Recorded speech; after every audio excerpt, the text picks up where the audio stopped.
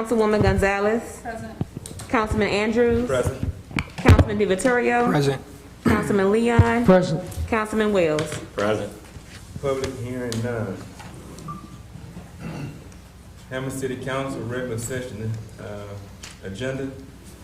Roll call, please. Councilwoman Gonzalez. Present. Councilman Andrews. Present.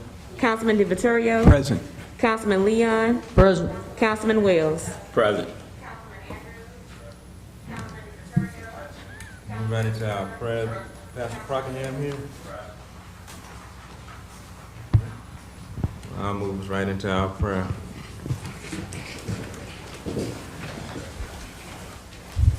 Let us take a moment of silence and recognition of those that have lost their lives to this deadly virus. Also in recognition of the fire chief that they laid to rest up in Amid on today.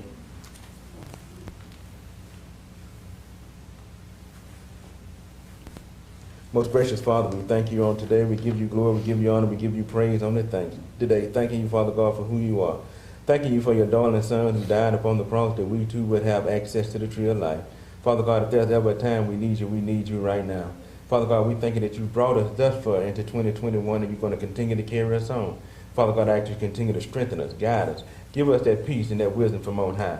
Father God, I thank you that you continue to order our steps right now. We thank you that everything tonight will be done decent, order, pleasing, and in your sight. Therefore, you will get all glory, all honor, and all praise. I lift up our police department to you. I lift up our fire department to you, dear Heavenly Father. They continue to protect us and continue to keep us from safe harm and danger right now. I ask you to continue to bless our council, bless their families right now. Father God, continue to strengthen us as we continue to lead our communities forward here in the city of Hammond. But no further than that, dear Heavenly Father, continue to bless our administration right now, continue to guide them and keep them.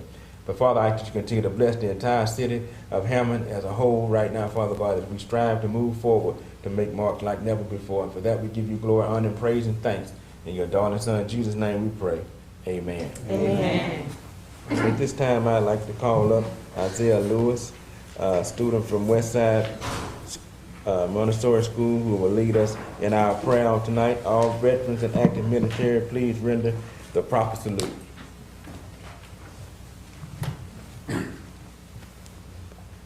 I pledge allegiance to the flag of the United States of America and to the republic for which it stands, one nation, under God, indivisible, with liberty and justice for all.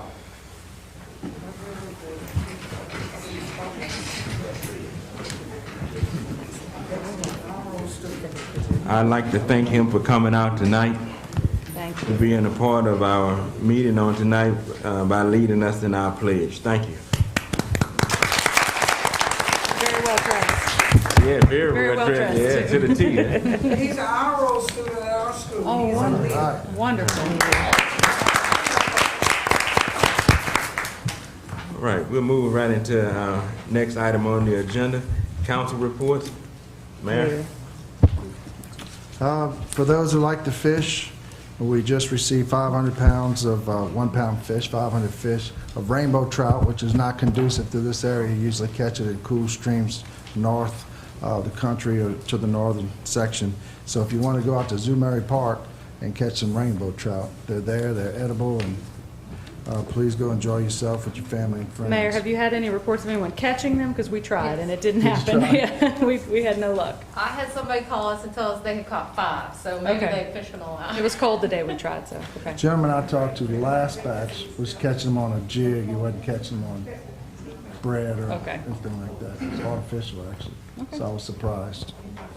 Try again. Also, you know, I know we're well into it and everybody's tired of hearing of COVID, but I made a drastic mistake. I have a 91-year-old mother, 77-year-old mother-in-law living with me. We didn't let anyone in our house for Thanksgiving and all through the time. Very few people come over, and for Christmas, folks wanted to come over. And by the end of the day, we had a lot of people at my house. One young man, who's probably the healthiest, called the next morning and said, "Pete, I had fever all night, I just tested positive." 9 of us ended up getting the COVID. My mother, 91, had a touch of pneumonia. We were all okay. I was really worried about her as well because at 91. But it's here, so please continue till we all get our vaccinations and everybody gets past this. So just be vigilant, please. Thank you, sir. Council? We're looking to have our first housing committee meeting in February.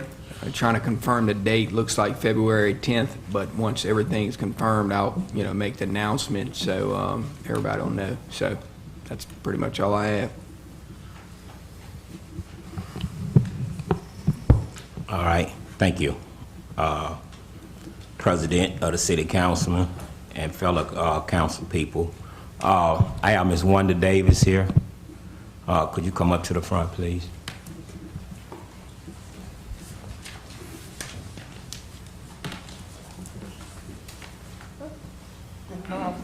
Up front first. Good evening. Good evening. I am a member of, a resident of the Greenville Park subdivision. My name is Wanda Davis. I live at 110 East Louisa West Street. And I talked to my councilman, Wells, about the intersection of Washington Avenue and Louisa West Street. It has been a very dangerous corner over the past years. I've lived there all my life, which I don't mind saying, 59 years. I've been there, and I've noticed numerous accidents there.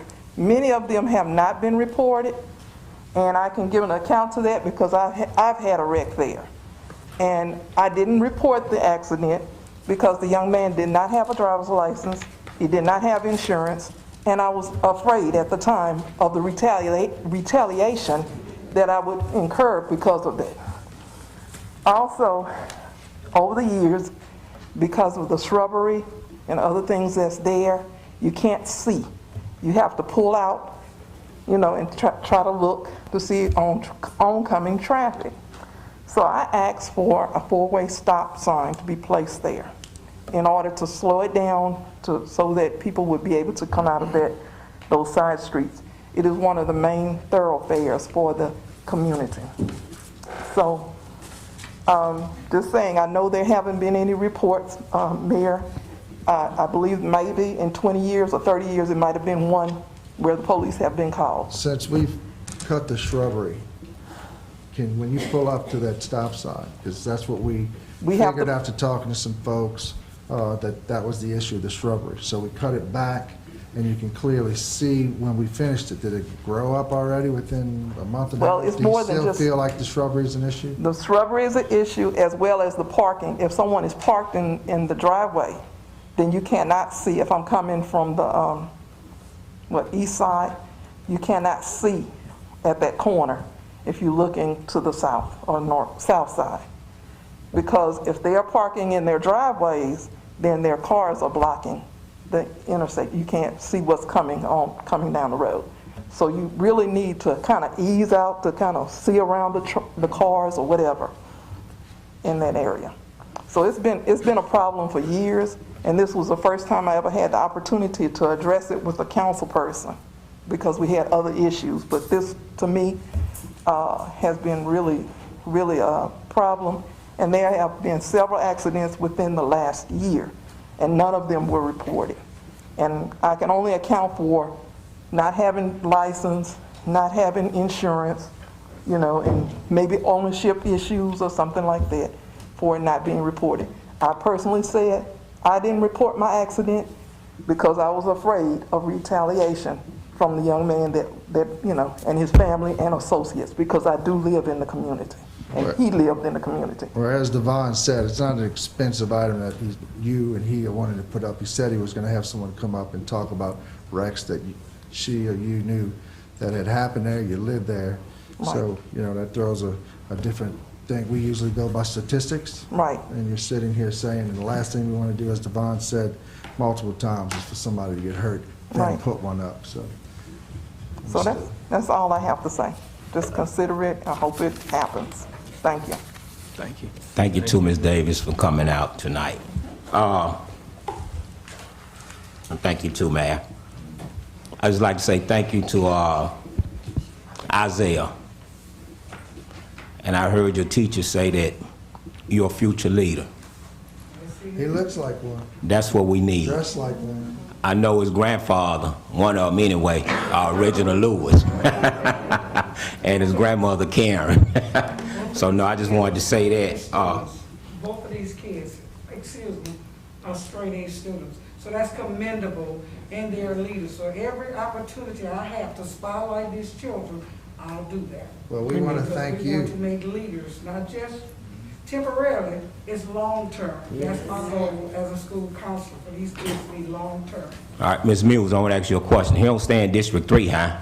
Because he stay in District 3, then I'm going to get scared because he going to run for city councilman. I think you too young. Tonight, I want him to start coming to the council meetings just to listen and learn what's going on and transpiring in our community. Well, it's I'm nice, sorry, it's but nice I'm to on see agenda. someone who, But I know everybody knows that these children are our future. Yes, sir. And every opportunity that I have and their parental support, we need to do that. Not just as an educator, just as a community. And people who love children and want to see them excel. it's nice to see someone like yourself and the parents showing the love and letting the children realize that they can be the mayor, city councilman, and whatever you really wish to be if you work and strive hard for it. So thank you for your And thank support. y'all for the opportunity. Pastor Kip. You're welcome. Anyone else on the council? Yeah, I might well get started. This January, Mr. CC in the building permit office. Do we have anyone that is taking his place? How we coming out with the applications? We've received several applications. The job posting just expired, and I think HR is going to renew it.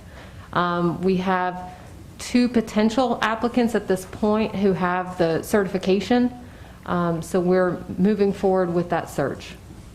Okay, something else you brought up, and that was good. Miss Loretta, 30-some years of service. She's gone now, she retired, and I know everybody received a letter from her. I talked to her.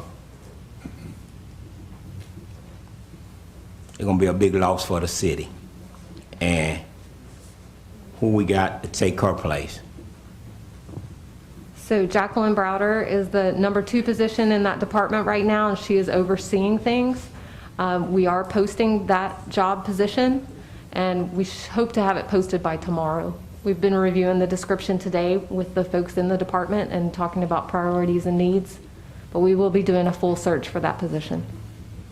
Okay, And as you so, said, Loretta guided me through the process since I was here. And I will tell you, she was with me when I had major conversations with many folks throughout the city, and she guided me in a right and fair. I can remember telling her, Miss Loretta, you're with the administration. She said, no, Pete. She said, I have to take care of the employees as well. So she always handled her role professionally. She always guided me in the right direction, and she formed me into the person I am, to know that you support your people, you enhance their abilities, and you let them do their jobs. And she was great. So you said it, Devon, she's gonna be missed. so, I heard you say about the second person in charge. Okay, this something that just didn't come up tonight, and this is why I say this. She gave a 2-week notice, and she even asked about, do you want to help train, do you need her to help train the next person in charge? And I'm not gonna go all into this, but I don't think you all see, and I'm saying you all because I'm talking about the administration, we're really having a major issue here. And it's just one of them that we don't see what's going on. A person don't just wake up in the morning and say, I quit.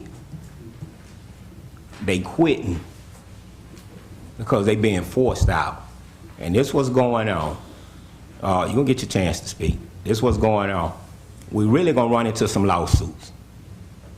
That's the direction we going to, because I notice when I say something, I do something, somebody will send me an email or talk to me. Well, you gotta watch what you say, cause the city can get sued. The city can get sued. I say, dang, it's amazing how they always tell me I gotta watch what I say and what I do. The city can get sued, but they don't see nobody else that's a part of the city but me. What about the other people? And I'm saying this here because the direction and the road that I'm traveling down, I know what I'm talking about because I'm in one of these processes of what's taking place. And I know for myself how somebody can force you out when they don't want you there no more. You know, it's the little things that we do that can force somebody out. And say it like it is. I'm a black man. And when somebody don't want me on a job, I know what they say. I know what they do. But I'm looking at the administration, and I'm not gonna cut corners. I talked about diversity 2 weeks ago. And Lacey, I heard your version of diversity. And I asked you, well, point blank, I need somebody to start looking like me. And this is what I'm gonna say. Since the mayor been in office, going on 6, going into the 7th year, Leon White, black man, been replaced. Who else? In the recreation department, another black man being replaced.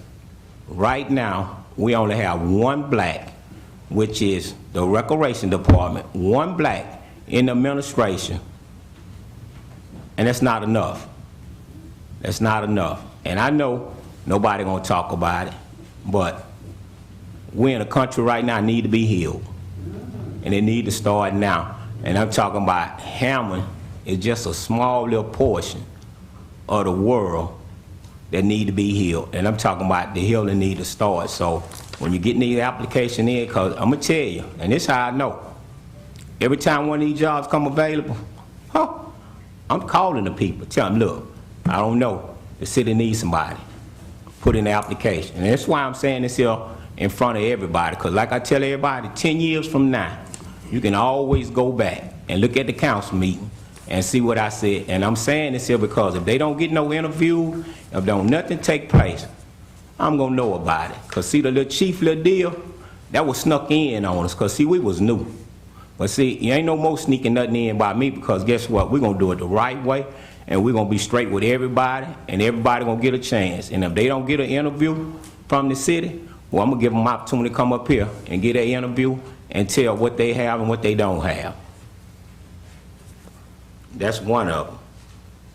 The second one, Miss Sahida.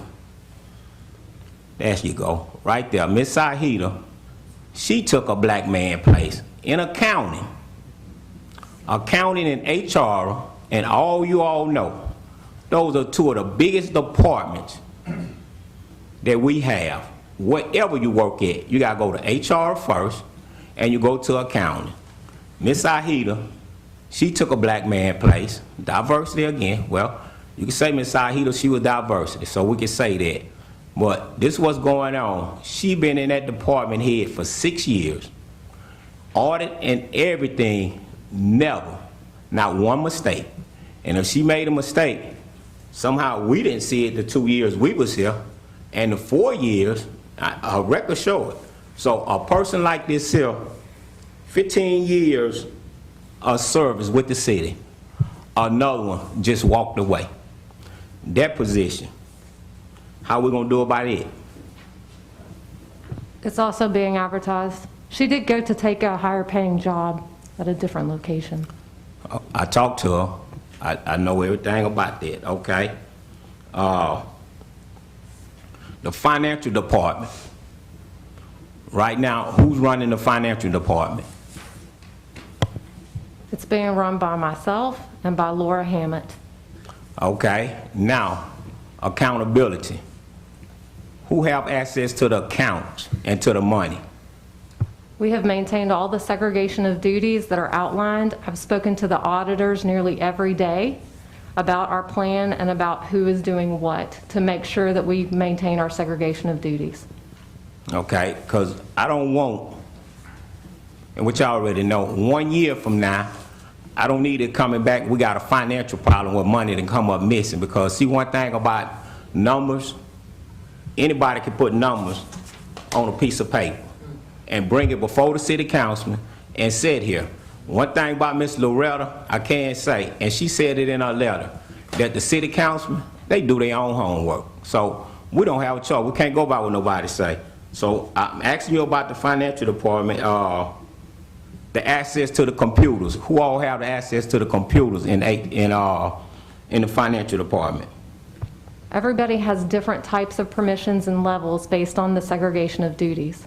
Each piece of paper is generally touched somewhere between 3, 4, sometimes even 6 different people to complete a transaction. So that's why we're working very closely with the auditors to make sure that we don't change any patterns, we don't change any behavior, and we don't change any permissions that would violate the segregation of duties. That's our internal controls. So there's nothing in the city that can be done just by one person. It takes multiple people to approve transactions of every type on every level. And those are also all recorded in both of those systems as to who is doing what, and they are time-stamped. And that's what the auditors can always go back to at any time. And those can't be edited. That's recorded in the software itself. Okay. So who give you our permission to access, to go into these accounts, to look and see what's going on with the money? I'm talking about, because I know, I think what, Marcus, when I asked Marcus something in IT, I know he can tell me how to do this and how to do that, but certain things I asked him, he said, well, I got to get with the department. So that's what I'm worried about. What I'm concerned about when it comes to money, and we all know when you don't have no money and you got access to somebody else's money, that you can always touch it and then turn around and replace it if you have time. So that's my concern about what's going on with the money, because you sitting there, we talking right now, and I know because what, one of the issues we having, okay, HR are gone, the W-2 forms, the 1099 form, and people don't leave office, and they know they got so much to do, and these critical times we going into right now. And that's why I'm asking these questions, because I like for everything to be on the record when I'm talking about this stuff.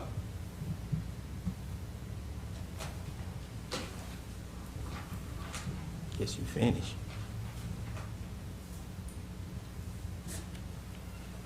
That's it for right now. And one thing about it, I'm gonna challenge the city councilman. You all gonna have to ask more questions. We sit up here, we vote. We're gonna have to ask more questions about what's going on with the city, because Ms. Wanda know every time she called me when she have a problem over there, I'm coming over there to see what's going on, because I told her this one thing about me. I can't go by what nobody say. I have to see it for myself. Once I see it for myself, then I call, text, email somebody in the department to look at what's going on. Another note, this weekend, last weekend, we got a lot of problem with the sewer. I'm glad guy here tonight. I briefly asked him a question earlier. The pumps. Guy, could you come up here and explain to me, please, about the pumps and what been the problem in District 3?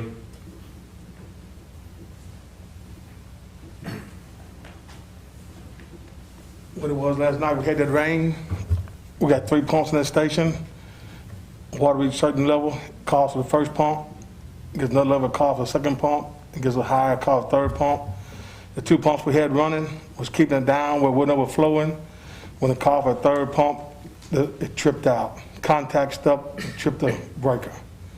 They went out there and checked all the manholes, noticed it was circulating, going down. Went to the pump station, that's when they found that. They reset it, it's back online. I checked at 10 o'clock, I think 10:30 at night, it was back to normal. I checked this morning, it was back to normal. I sent the crew out there, checked all the manholes on Barnard, Mooney, all the way to the station, everything down and running. We must have had a power glitch yesterday during all that rain. That caused that pump had been running at the time. That glitch caused the contact to stick, and it wouldn't come back on. You have no control over that. Okay, so I'm gonna ask you this here. Is it any way that when we know when one of the pumps go out, that your phone ring or somehow you'll know? We have a high level alarm in that well afloat, and when that third pump don't come on, when that float kicks up, it sends a skater. but it never got that high last night. We didn't have that kind of rain last night. The 2 pumps we had was managed to keep the water level where it was. When it called for the 3rd pump, it didn't come on, but it never got high enough to trigger the alarm system. The manholes we checked weren't all the way to the top. They was about halfway. When I mean by circulating, the water was rolling, that means it was going. Just 2 pumps couldn't pump it out fast enough. But it never backed out of manholes. I checked that manhole by the canal. Everything was good. Everything was good over there this morning. Okay, so, and I'm gonna tell you, I'm glad you came out tonight, because you kind of see how it's being an issue. Every time it rains now, I'm saying, you don't know what I go through, because every time somebody call, 2 toilets overflowed in their house, I gotta go there, you know, and what they say, that's what you signed up for. But I ain't gonna tell no lie, I didn't sign up for that.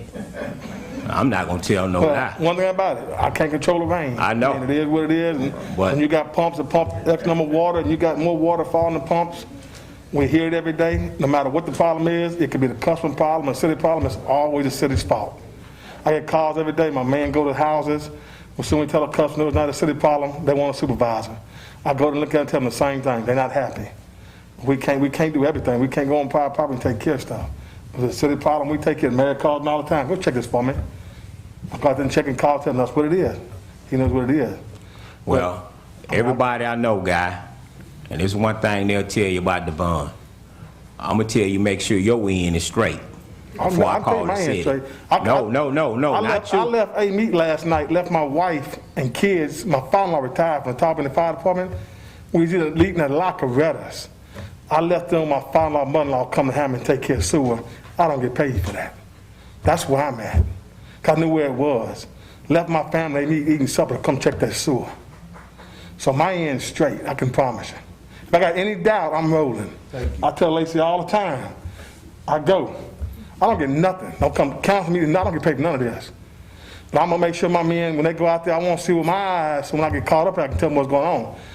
I didn't have to leave a meet last night. I left 34 people sitting at the table eating to come do that sewer in my truck to make sure, because I know I'm going to be here tonight. Yeah, well, I thank you, but guess what?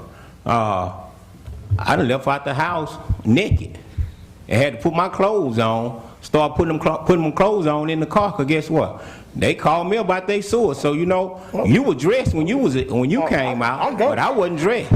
So what I'm saying is, you know what, and I'm being real. You're a good worker. I have nothing against you. Because one thing about me, you know you and I can talk. So it's nothing about you. I just don't you know I come make sure you start straight. I appreciate it. If I don't know, I'm going to find out the answer. Didn't we meet on Professor Plaza? Didn't we meet over there? And then we find out the problem? Yep, her problem. And what did I say? She's going to take care of the problem and go back and fix the TV that she get a problem. We handle that. Yeah. That's right. So I was there, right? Yep. So the things that you do, that were what? In District 3, right? Mm-hmm. And I was there. So, and I tell you, guy, whenever you come out, let me know, because I want to be able to see it. So, it's nothing against you and what you do. I love the job, but I'm saying, we have a sewer issue that's going on in District 3. That's the problem I'm having, because guess what? I don't know when I'm going to get to one of their houses naked. And I know I can't do that. So, I'm telling you. I ain't coming naked. Yeah. Well, I'm just telling you, we have a problem, and we need, me, you, and Chuck need to get together and sit down and see what's going on.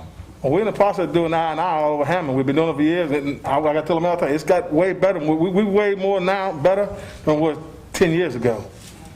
System used to come up and stay up for 4 or 5 days. We can get down there within 24 hours now with hard rain. We way better. The more we do I&I, the better it's getting. We're getting to do a whole big section. We haven't been doing that around the college, all that whole area over there that comes through there. And the more repairs we do, the better it's going to get. But again, you got to take a section at a time. So what y'all do have to do over there by the college area? Well, was it Pond Street? College Place subdivision. Yeah, College Place subdivision.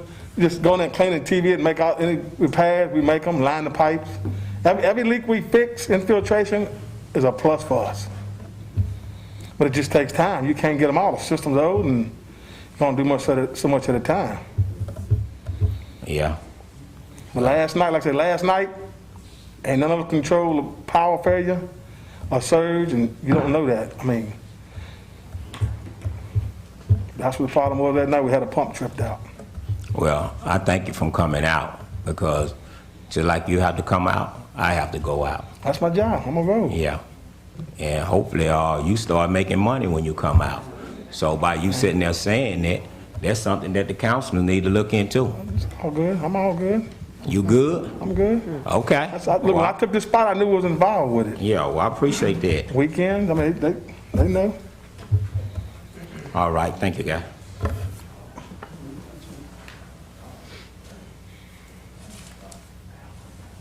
That's it for me, thank you. I just have one question, Lacey, with the open position with the historical district. How is that going? We have 3 applicants, and so we're reviewing those now. We hope to have at the next meeting an appointment for the council to consider. Okay. And also to the council, next month will be the Wilbur Dangerfield Award, so we need to start. If anyone would like to chair that, if not, I've done it for the last 2 years. I don't mind still working with it. But if anybody else would like to. Tanya, why don't you send the resolution from last year, the one that we've done the past 2 years, out to the council because it reminds us, I think everyone has an appointment and everything like that, so we can maybe discuss by email if there's any suggestions to that, and maybe put it on the upcoming agenda. I think that's how we've done it the past 2 years. Yes. Councilman Andrews received the resolution. Yes, I have.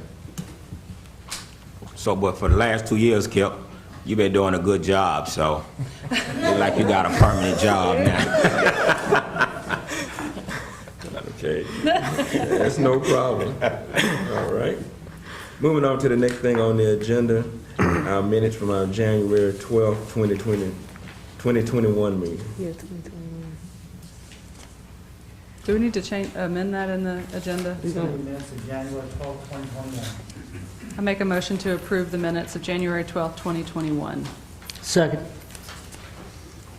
Councilwoman Gonzalez. Aye. Councilman Andrews. Aye. Councilman DiViterio. Aye. Councilman Leon. Aye. Councilman Wells. Aye. Next on the agenda, resolutions. New business number 1, a resolution authorizing demolition of a property located at 128 Moran Street, 94% damage, located in Council District 1. Notice is sent to Betty Whittington, Cornelia Harris, Lawrence Shawes Harris, and Rose Harris Hollins. Bobby Mitchell. Good evening. Good evening.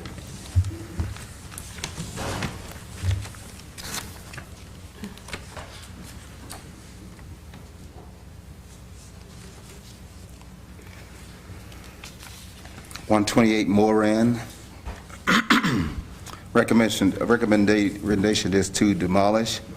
I will say that I have been in communication with the owner, one of the owners, property, Ms. Whittington, Betty Whittington, and I understand she's spoken with her councilman as well, Mr. Kip Andrews, new president, and I think she's in favor of doing a home demolition, maybe? Right.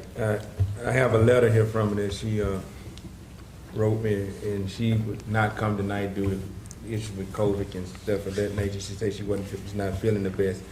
But she's in she's in the process right now of talking with someone about taking the house down and the price on it. And she's just asking for some additional time to take care of that. And she's hoping to have it done within the next month or so, but she's just asking for some time. And Councilman Andrews, there was Miss Betty Whittington? Yes, Miss Betty Whittington, yes. Okay. And I'll give you this letter, you can file it into the record. So she asked for, she thinks within a month. Do you think 60 days would be enough? I know we've done that in the past. Yeah, I would say give it a 60 days. 60 days. But, yeah. I'm Bobby, fine how with you feel about that. that? She's been very cooperative with pursuing the demo, so I think it's great. It's only 15 days different than what the 45 would be. So I'm in favor.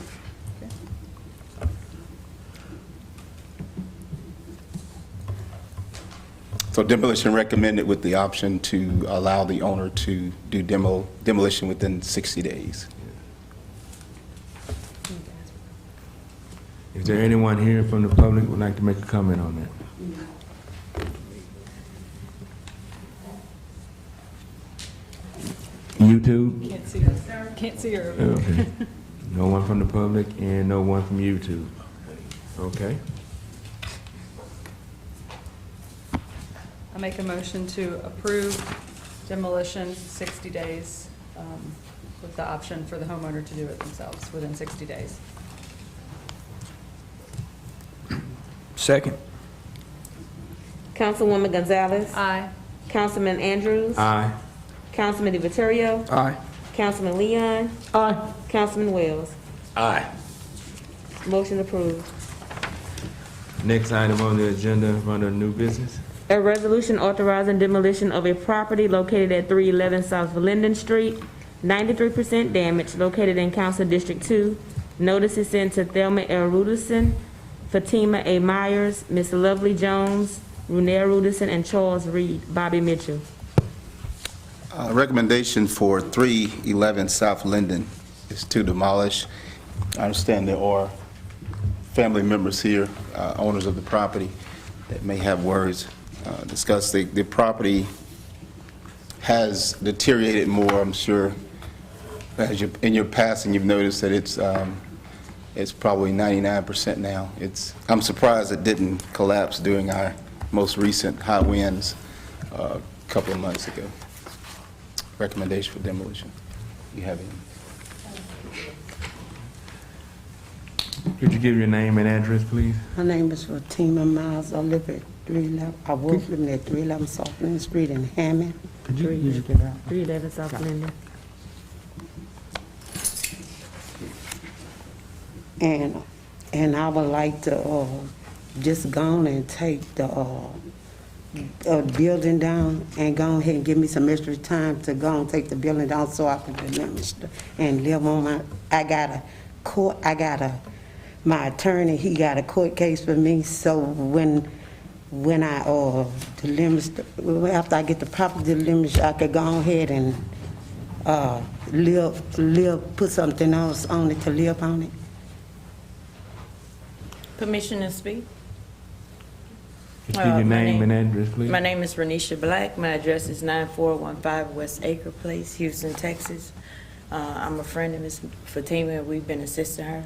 She currently has a state with the Adult Protection Services for abuse and some things that went on that did not allow her the opportunity to address the home on her own. While that is under investigation, we're simply requesting some additional time. She understands that the property needs to be demolished. She would just like the opportunity to facilitate the demolition herself. How much time? As much as you can give, we would appreciate. A lot of times they give 90 days. That's what they have been doing in the past. So would 90 days be enough? 90 days would be a blessing because a part of the case with the state is that all of her funds were taken. Okay, because I know, and I don't know, in which I know the family, and I know her. We all grew up together. What's going on that this have been coming up like every year. Yes, sir. And so I know, I done talked to her sisters and everything, so I know some of what's going on. So after 90 days, I'm talking about, I know we don't want to continue to deal with this problem. So if 90 days is going to be enough for somebody to tear it down and get everything out the way, it won't be an issue on my behalf. Thank But you, sir. if that's good, so you quite sure you can have it done in 90 days? Yes. And this how it work. The 90 days don't start until you go get the permit. So it ain't like you got to go get the permit tomorrow now. Okay. So that's what they not telling you. So once you get the permit, No, I don't think, no. no, hold 90 it. days from today, and then if they don't. No. We've done it many different times. And so that's the- we need see, to discuss what exactly. That's the issue we're dealing with now. So Bobby, I would like, Councilman, I would like for us to do it from tonight's decision, 90 days from tonight's decision. That way it's 90 consecutive days from tonight. so you saying And see, this one of the issues that we all having, because I'm talking about by nothing being on paper, we're gonna always have this issue. And I'm talking about, I hear what you're saying, Bob, and I have no problem with it. But I'm talking about last time, we was told, once they get the permit, that's when the 90 days start, or the 60 day cross It time. wasn't recommended by me. I don't know who in the audience may have mentioned that, but we're all consistent Now, with the date. now, Bobby, of council. let me ask you this question. If she gets the permit within 90 days, is that, even though it's not demolished, is that satisfactory? So if she gets a permit to demolish it within 90 days? I would like Tell me. to have the 90 days as the compliance date for completion. So it would be completed? That's consistent with what I recommend. Do we need to put a time frame on when they have to file for the permit then in that state? Because we need to go back on that other lady too in your district with, I think we gave her 60 days. So like, you know, when does she need to get the permit for the last one? I mean, because, you know, I would imagine 60 days is a good bit of time and 90 days is a good bit of time to get a house out of there. So, you know, what's entailed getting a permit for The demolition permit states on the permit that there's a 30-day window to complete the activity of demolition after permits are acquired. So what I don't want to encourage is to wait 60 days and acquire the permit. I would certainly, if you can do it prior to 90 days, would be wonderful. If you can't do it before 90 days, if you could go ahead and get your permit, we have the right to extend the time frame after the permit has been acquired. So, which, if I may speak, brings me to the question, because I'll be assisting her. I did try and Google to find out some information for a demolition permit for Hammond. I saw $25 for residential, $100 for commercial. I've been told by her that the property could go either way. Is there any paperwork that you could provide me with the guideline of what steps need to be taken so we can go ahead and get it done? That should be residential right there. It's That's its own residential. It'd be a residential permit. Yeah. Okay, Yeah. as far as what those steps in the process are to suffice what you're asking me to do. It'll be Bobby. You should be able For to help with demolition? Yeah, process just demolition. the steps to take. Once you acquire your permit, you want to either you're going to hire someone to do it for you, or if you're going to do it yourself with the equipment, you want to make sure that the property is safe during the time of condemnation so that you don't have loose material out and have a hazard location. If it's going to take some time, days, more than just a couple of days, it'll take a week or so to actually physically take it down, you certainly want to barricade it off to make sure it's safe. But we'll assist you with that. If you have those questions, just come by the office. Permit office, 219 East Robert Street. And ask for you, Make Mr. sure- Bobby. Make sure we can assist you with those Yes, sir. steps. Thank you very much. As far as, I appreciate it. And see, ma'am, you said you went online looking for this? Yeah, and see, this is one of the problems that I'll be having. Here, where you from? Well, I'm from Grove State, Rosedale area. Yeah. I'm from Louisiana. I just live in Houston. Okay, we're gonna say Louisiana. Here she goes online looking for something. And I'm always gonna say simple. Simple is tearing a house down. And I don't know, do Marcus need to come and assist with this or what? Because I'm talking about, ain't no way she shouldn't be able to go online and see exactly what to do and how to do. You know, and every time I sit here and tell somebody I need something in black and white, I always have to go by what somebody say. Well, this how we do it. Normally we do it like this, normally we do it like this. 2021, we need to have it where anybody trying to do something, that they can go on the website and see exactly how to do it, and we won't have all these issues. Thank you. Thank you. Something. So as we were sitting here, I looked through 2019 minutes, just search demolition, so we could be clear about what we've done in the past. The majority of our demolitions are within a certain amount of days. Sometimes it's 45, that's the standard, 45. Sometimes we've given 60. I don't even see once that we've given 90. And it is from the date that we've made the ruling, that's how many days the structure has before it has to go down. Either the city does it or the owner does it. Twice we have made our ruling specific to when a permit was pulled and how many days they had to pull the permit, and applied kind of a different timeline based on a permit because that was already in question. So I have never been confused on how many days we usually give and what's that timeline. So I think 90 is more than we've ever given since you did come here, and this is my district. I don't have a problem with 90 days, but I do want it to be clear. We're not saying 90 days and then pull a permit and give you more time. We're saying within 90 days, it needs to be down. If it's not, the city will take it down. Now, if they pull a permit, how many days did you say from a permit? Permit specifies 30 days from the date of the permit to Okay. have it completed. Although our office have the right to give an extension, considering the process. If they're doing a considerable amount of job of tearing the house down, we can always extend that, Yeah. based on the situation. So, I mean, given the thought, if you come in on day 89 and pull a permit, and you have 30 days, I mean, that falls, I guess, under Bobby's What I'll do in that determination? case, I'm gonna follow the rule of the council. It negates the 30-day allowance for the permit if it surpasses the 90 days. We have to stay within that 90-day window. They'll lose their privilege of the 30 days requiring a permit if they wait that time.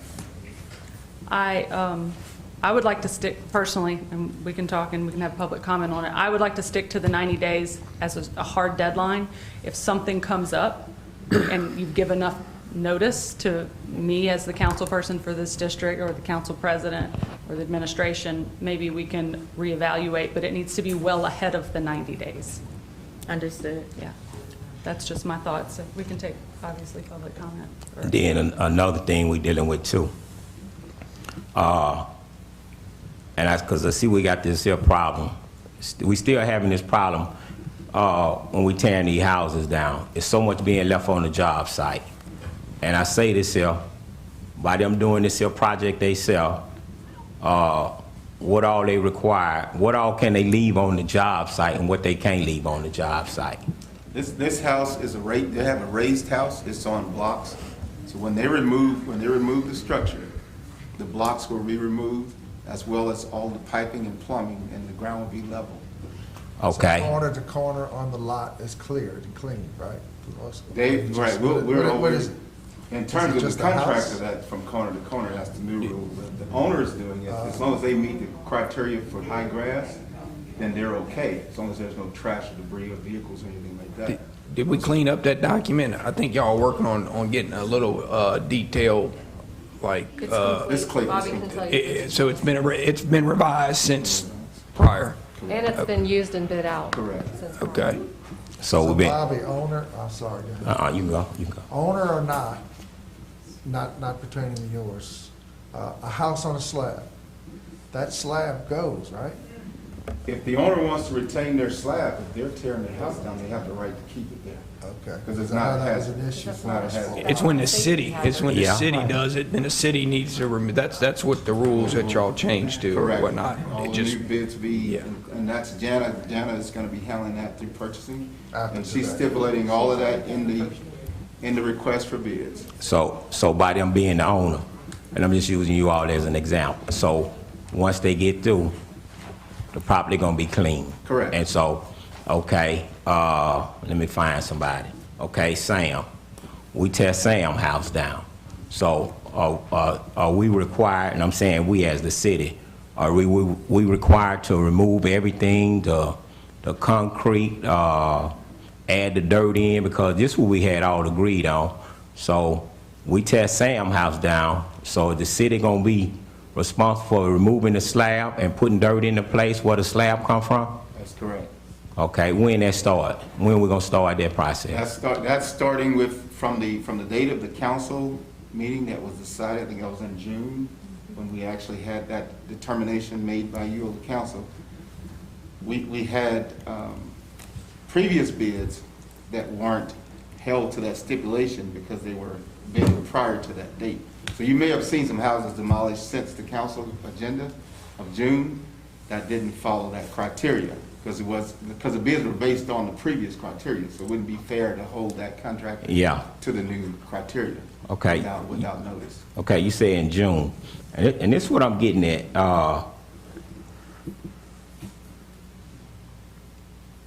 Black and white again. If we put all this in black and white, now I'm gonna say Kip. if Kip know the rules, Kip is required to follow all the rules. Am I right or wrong? If he tearing his own house down. So same thing, if the city tearing it down or Kip tearing it down, because see, this is what we going into. We all going into our third year, and we still don't have no clear rules on how to do with a house when it's time to tear it down. And that's what I'm trying to get to. We have them, Council. They're in place. Okay. Okay. So the rule is if you own the house, you can choose not to tear a slab out. If it's a slab, if it's blocks, the blocks have to be removed, because that's a hazard. But if it's a slab, and if the it's a city slab. removes it, slab comes out and dirt goes in. Sidewalks, Lot gets clean, cracks, all. corner to corner. If the homeowner removes it and not the city, they can leave their slab. Correct. If the city removes it, it's part of the contract for the contractor to remove the slab. Correct. That's in writing The somewhere. bid would be inclusive with that. Janet will make sure she itemizes that in the bid request, so there will be no confusion about what they're bidding on. Can I get an email of that? Lacey, can you email me a copy of this Yeah. where, because it seems like we've been talking about this for 2.5 years. If I 3 may years, speak, yeah. perhaps us being the example, in the event that we're doing it on our own and we're not professional contractors and we're not familiar with the stipulations and so forth, if we had a homeowner demolition packet with the information included, possible referrals, so we know, even if we go hire a contractor, I need to have the information to. Mhm. Yes, And sir. we give that to, when you acquire your demolition permit, we'll make sure that's clear. Okay, thank you. Thank you, ma'am. That was a good question, and that's one of the issues we're having now, you know. Sure. Thank you. Nothing's going to change if the house falls down. I pass in front of this house every day. It's going to fall down before 90 days, yeah. Within the next 2 weeks, it's going to fall It's a down. miracle that it hasn't fallen. Yeah. So that doesn't really affect anything. Well, knowing that, does someone live in that house now? No, sir. I just, We have signs all the way around it, it's been posted and everything. So I'm waiting for somebody to get hurt in that house. Well, thank you, homeowner, and girl, I tell you, you done sent your family through some stuff working for you. That's what family do. Yes. Thank you all. Thank you. okay, thank you. Okay, is there any other, excuse me, any other public comment? Yeah, Kip, Mr. President, I'm sorry, I gotta get used to this. Hold up, sir. Mr. President, I got a slide that I would like to show. Either we can show it at the end or we can show it now. And let me tell you why I want to show this slide. Because this is the issue that I keep talking about, and how that Jamal worked for the city. He did a house in District 3. And Bobby and I, we talked last week. You and I. Correct. Yeah, we talked last week. And this is what I told Bobby. And Bobby and I, we grew up together. And he know how I am when it comes to the community. I don't care who it is, black or white, or whatever you do, whatever you say. When it comes to the community, I'm going to fight you to the death because, and I told Bobby, and he a witness, and he can sit here and say if I'm lying or not. Didn't I tell you I want everything done just like we do it everywhere else? Across the board, absolutely. Across the board. And that's what Absolutely. we talked about, and that's what we agreed on. And so with this here slide, because now I see I have a real issue, because, and this is this the feedback that I get. Every time I say something, I'm lying. So from this point on, I'm going to make sure it's in an email or it's going to be in a slide where everybody can see where I'm not lying, because, and this is what I want, and that's why I was asking you, Mr. President, can we show this slide and show exactly what I'm talking about? The concrete left on the property, water puddles, and my concern is about the mosquitoes. We talked about the lawnmower. When you tear a house down, you want to be able to cut the grass. And now we talked about, Mr. Mayor, about a lawnmower being able to cut the grass without a brick tearing up a riding lawnmower, because, and that's what I'm looking at, and that's why I want to show this here. About 2 minutes. It ain't gonna last 2 minutes. Marcus still here? Oh, okay. And it's another guy too, and I must say that he work a lot of overtime, and he always sat there and say, Councilman Wells, okay now, but he still do it, but he keep me in my place.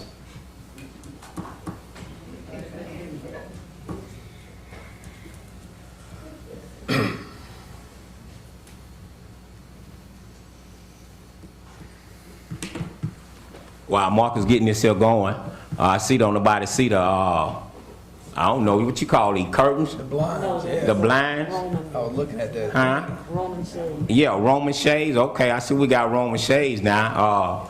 Thank you, Sam. Yeah, look nice. When y'all installed it? This week? Last week. Last week. This week. He came back and checked them today. Look good. Yeah, it look nice. Be good with that sun. It's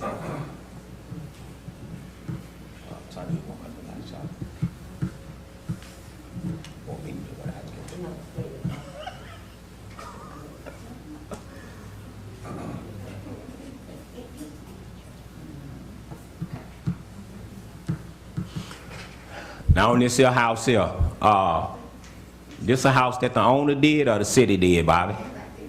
The city hired a contractor to do that house. Okay. Under the previous requirements. Okay. Now these are the pictures that I took out there. That's the slab that you're looking at.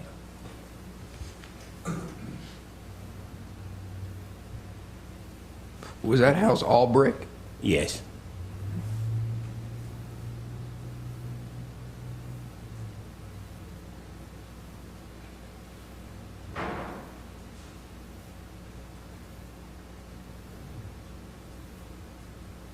Thank you. Yeah, that's a tree that's at the time when the contractor did it. Was that tree down? It fell a few days after the job was completed. We have after photos before the tree. Okay. And the owner is in the process of getting the tree cut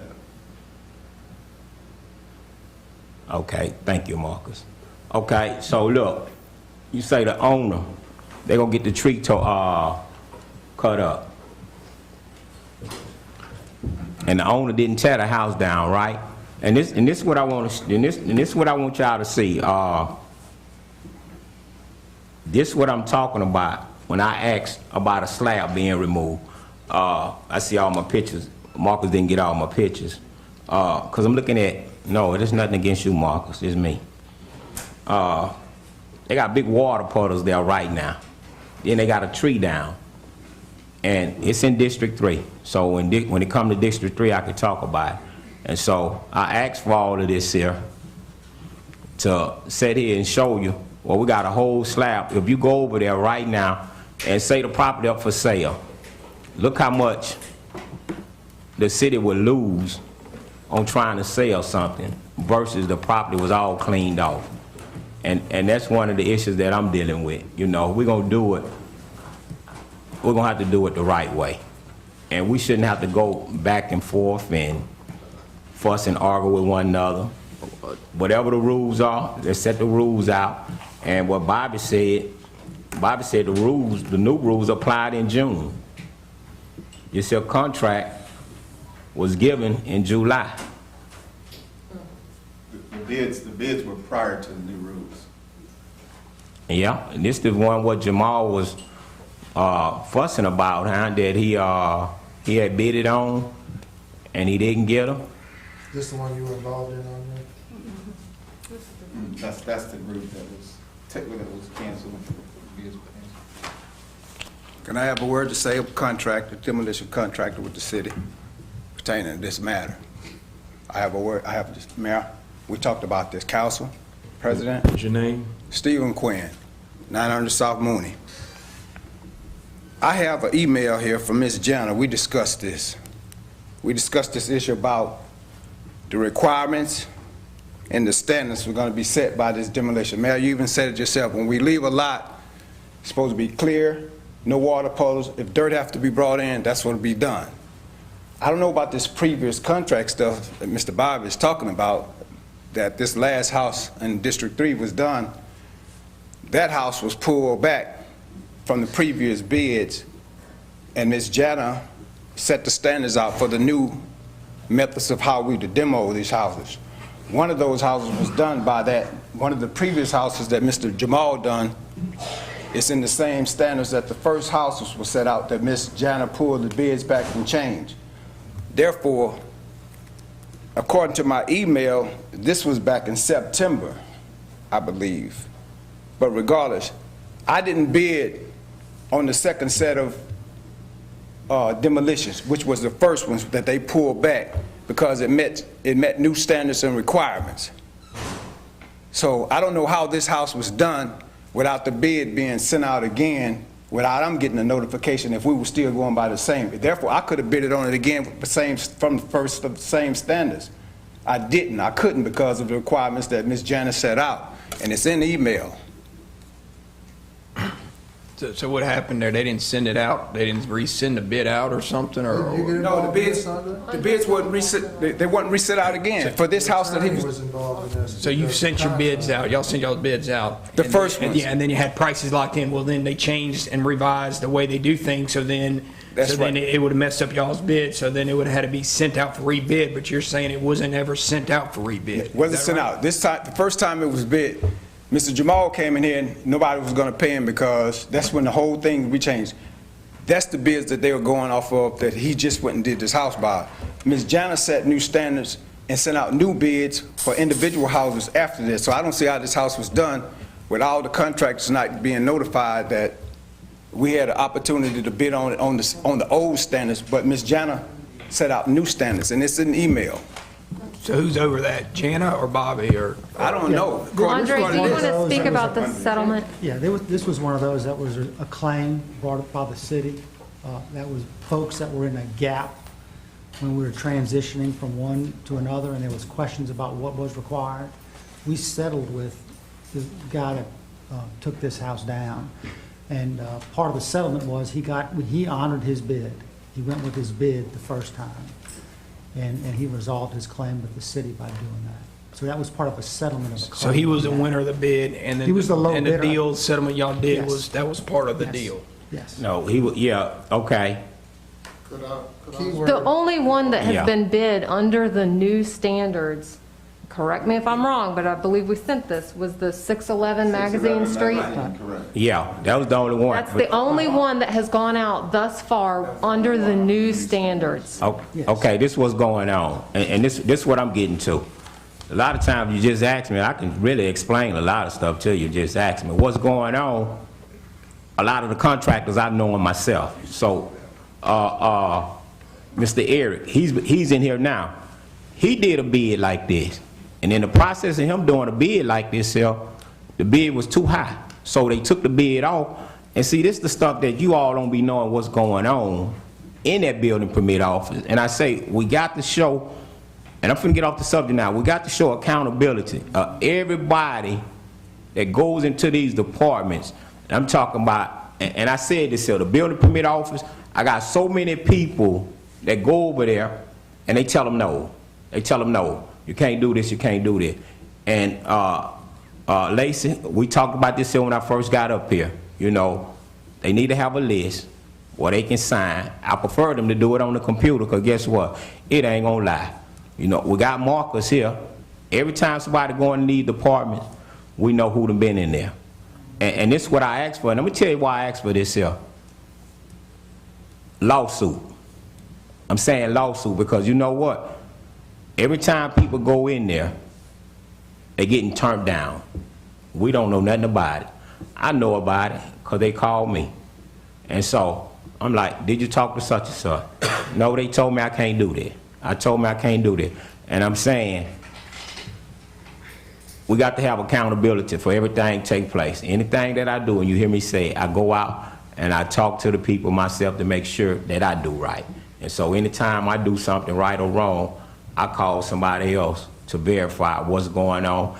Is it their problem or the city problem? That's why I do that, you know. But Eric, I'd like for Eric to come up and speak on what happened to him in this same situation, Andre, that these people bidding on these jobs, and I'm just gonna say it like this here, if they don't like the bids, they take the bids away and redo it. So on this here job here, Jamal, he said he had $9,000 involved in it, and the bid was, I'm not gonna say taken away, like the bid was reversed and brought back to him, but Quinn, I know him, I asked him, I said, man, you bid on it? He said, man, the way Jana got the rules set up, I wasn't able to bid on it. So we having a problem here. My name is Eric Brumfield. My address is 47154 Greco Road. And the name of my business is JVM Enterprises, LLC. I'm coming in on the back end of this process. I've heard much about it. It seems to be a recurring issue. But I'm here to speak on my interests concerning the demolition bids. The house that was resubmitted, that we've just spoken about, 611 Magazine, that was a bid that I won originally. But all of those bids were rescinded. And then that one particular house was then put back up for bid, and someone else bid it lower, because I submitted a bid as well. But somebody bid it lower than I did, and in turn they took the house down. But I'm here to try to get some type of clarification, at least some transparency as to how this process is going forward. Because as Steve said, and as Councilman Wells has said, the houses that were torn down subsequent to the rescinding of all the bids, Jamal, I think this is the contractor's name, and Mr. Kudran said that was part of a settlement. Well, we weren't privy to that. We didn't understand, we had no knowledge of that. And we were understanding that all of these bids now were going to be either individually or as a group resubmitted. So where I am now, it's hard for me to trust the system, because it's like things are being going behind our back and things are being done. As well as, even though it was a settlement, the fact that the requirements weren't being met that was originally emailed to us, that we were supposed to have a certain amount of liability insurance, we were supposed to have workman's comp, and not to mention how the lot was supposed to be left. So there's a lot of discrepancies here, and I would like some type of answer as to why. To ask real quick, you brought up a point. Now, whenever that settlement, did that guy who y'all worked the deal out with to get it removed, did he do the removal like the new standards? Under the standards of his bid, he honored his bid. Oh, so he went, that y'all went off of the So that's old, old. so it wasn't that- cleaned up like Yes. it was supposed to be cleaned up. Well, there's a new process in place Yeah, now. but that settlement didn't include him doing it the new way. It was just Under his what he bid, bid. under the Okay. bid that he had. So So who that's- cleans up the rest of the stuff then, I guess? Well, starting over, there's a new process. Here going forward, there's a new process. And that was part of the problem, Councilman. The part of the problem was there was confusion, there was misunderstanding. And there were people caught in the gap. And this is the in house right here? transition. This is the house, Yes. that's the one with the Yeah. trees and all that stuff, okay. Yeah, no, yeah, it was a misunderstanding, but this, I think this is what everybody failed to realize. Okay, Mr. Eric, he trying to bid on the new standards. So see, there was a misunderstanding there. He trying to bid on the new standard. So he bid on the new standard, automatic he not gonna get it. But he wasn't told that they got new rules and they got old rules. So he been tearing them down according to the old rules, but I see we done missed it again. The same thing happened to Jamal, happened to him, but he didn't get the job back. Am I right or wrong? Right, I just didn't lose money. Yeah. Which is why I didn't come. Correct. Yeah, but you wanted to be. But I want to be. And you didn't get it back. Right. Okay, Jamal lost the bid and got the bid back. And that's all I'm saying. You know, new, old, or whatever, you know, the rules don't change. The house just got tore down in November. And I'm talking about the rules state, and I'm going by what Bobby said. He said June, I wrote June down. So the house was tore down in November. So when do the new rules apply? We can't say Now. it started today. Now, See what you're saying? So guess what? What about all these guys that bid it and didn't get the job based on the new if rules? those houses are down, Councilman, that's over. That's done with. We're starting over. We're trying to create a new process, worked hard, got all the rules, got it straight with Jana, and that's where we're going with it. There were a couple of folks that were in the gap, that we looked at their issues, looked at their claim, tried to be fair about it, and reached an agreement with them. And part of that, for one of the gentlemen, was to honor his low bid, and that's what he did.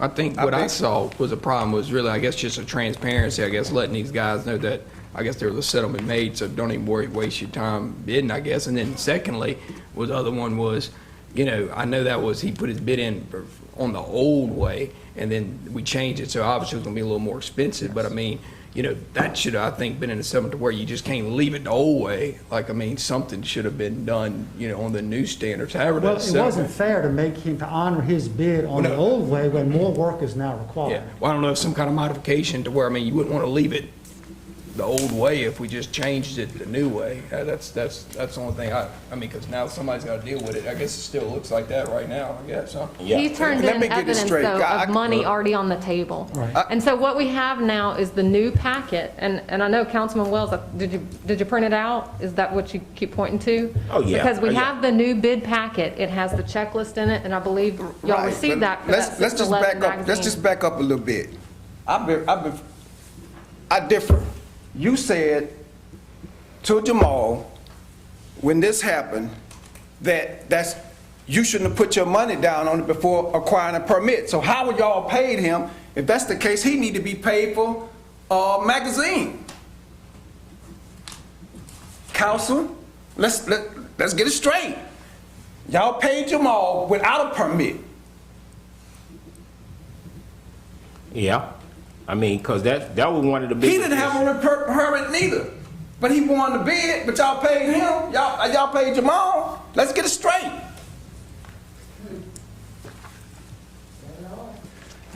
Yeah, we really have an issue here, you know, and that's why you hear me say, and everybody pretty much know how I am.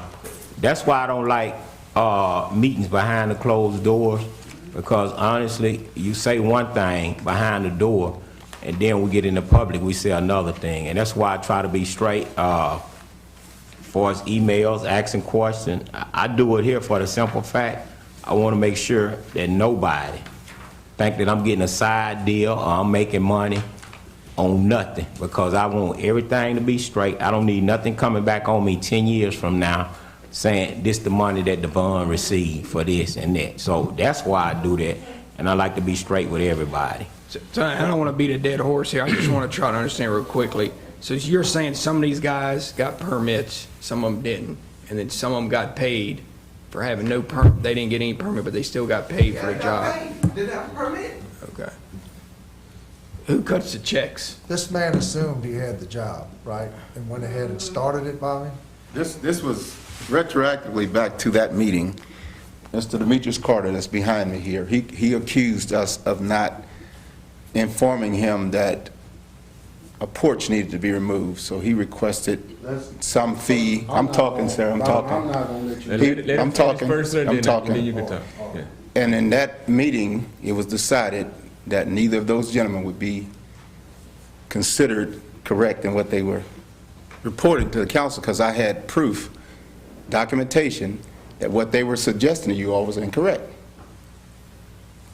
This is why we didn't move forward with them at that time. In addition to that, these were new bids. These were new bids that were submitted that were not awarded. Those bids were not awarded because Mr. Carter said he didn't get his letter in time, but he came in here afterwards and admitted that the letter was there, he just didn't open it. Which I don't understand why they're so insistent on suggesting that the building department is not doing their job when we have documentation that we're doing the same thing each time. I don't understand why it's hard to understand that the previous set of bids were being bidded on for the previous process. The new bids that are coming after that time are being bidded on, and it's clear in Jana's description what needs to be removed. And they're bidding based on what the new requirements are. So there's no conflict in understanding about what this set of bids were. The problem is Mr. Broomfield, Eric Broomfield, was the only one, as he said, that hasn't been compensated for his actual bid, because that bid had a lapse in being one of the first bids we were testing for the new system, which was 611, because those bids were canceled. So we were going to rebid all of them. We wanted to try that 611 to see how everything went. After which, we went ahead and basically accepted all the previous bids, retroactively accepted all the other bids, which is why Mr. Jamal Mosley did the other 4 locations that he was awarded. Mr. Isaac Robertson is doing the 800 magazine that he won. The reason, and if you look at your list that you have, that we sent for the bid day, the reason Linden, Olive, and Perkins were not awarded because we had advertising to the notice of owner incorrect, and that's why we're here tonight for those 3. The other ones were satisfied and noticed. The question on the table is Mr. Broomfield. I don't see any other discrepancy at all. Did Mr. Brumfield do any work on the project? He just won the bid, He won the bid, but he didn't do any work on the site? didn't do any work on the site. And during that process, we rebidded the 611, which is one he won. And so that's why the new bidder that won that location ended up doing it for $3,000. Mr. Brufield's bid prior to that was $45,000. And the bid date was July the 16th was the bid date. Mayor, regardless, no permits was pulled. You all paid a guy that permits wasn't pulled. No permits wasn't pulled for 611 magazine neither. All the permits are pulled. You have those in your packet. But she said in the last meeting, we're not gonna pay. When that happened with Jamal here, they said we can't pay because you didn't pull the permits. Miss Lacey said that. I was here at that meeting. And the mayor, you were here too. Yeah, then, but I'm saying. And there was further documentation that was shown to the city attorney that resulted in a settlement. Yeah, but if that's the case, Miss Lacey, my point is this. The house that Miss Jana resubmitted for to 611 that we all would, I couldn't bid on it because of the new standards. It's the same house that Mr. Eric won. He didn't have a permit, but that house was done. I don't care if it was at a lower cost. It wasn't fair to him. It wouldn't have been fair to me if I would have won it. You all still paid Jamal without a permit. Not for the old. You didn't have a permit, Bob. Don't keep trying to say this, because she said it. Check your files. Go to the record. Pull it back up. It's on Well, I think this is what I look at, you know, and I know, and I already know they're gonna agree with me. We're not gonna be here all night talking about this here, but I will say this here, and Mr. Andre, Mr. Bobby, Miss Jana, real stuff, y'all really need to get together, and I mean this here.